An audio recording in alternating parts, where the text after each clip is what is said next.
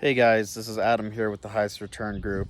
Find me on Facebook at the Highest Return Group, or find me online at thehighestreturn.com. So today I'd like to talk about housing prices, and what's in store for 2021 and 2022. The first bit of news I want to talk about is Wells Fargo suspending HELOC mortgages, or HELOC loans. So Wells Fargo isn't the first, and I doubt they're going to be the last bank to suspend HELOC loans.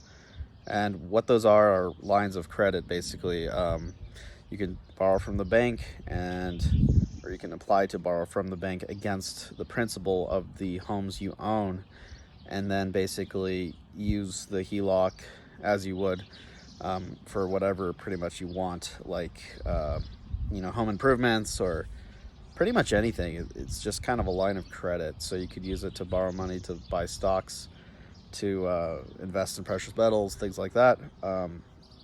So I have myself, I have some properties that have pretty much doubled in value, and it's nice to know that you have the option to borrow money if you need it, but it looks like that option is fast disappearing. Now, what does that mean? Well, it probably means that the banks think that home prices are overvalued and wouldn't want to issue HELOCs if they think that the price of the value would go down, because the amount that you can borrow on the HELOC really depends on the appraisal value of the home. And so when you apply for a HELOC, if you want to actually borrow up to like 70% of the value of the home, they'll need to do an appraisal to make sure that you can borrow that much.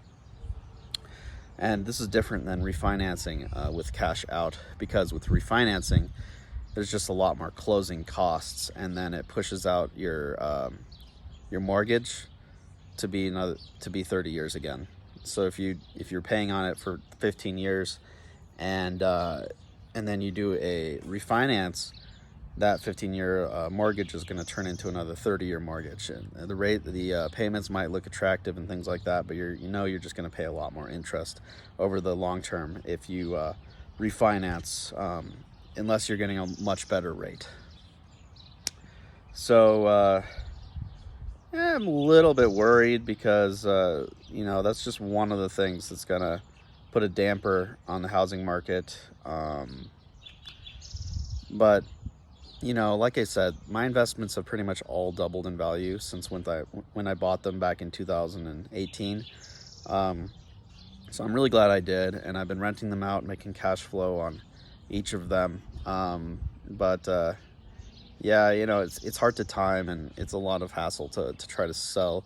It's a little bit heated, and you'd like to sell, but you don't have to worry about the taxes, and that's not really part of your goal unless you can find a suitable replacement. So for me, it's just a matter of keeping my investments, raising rents to match the value of the properties, and if there is a crash, then buying more.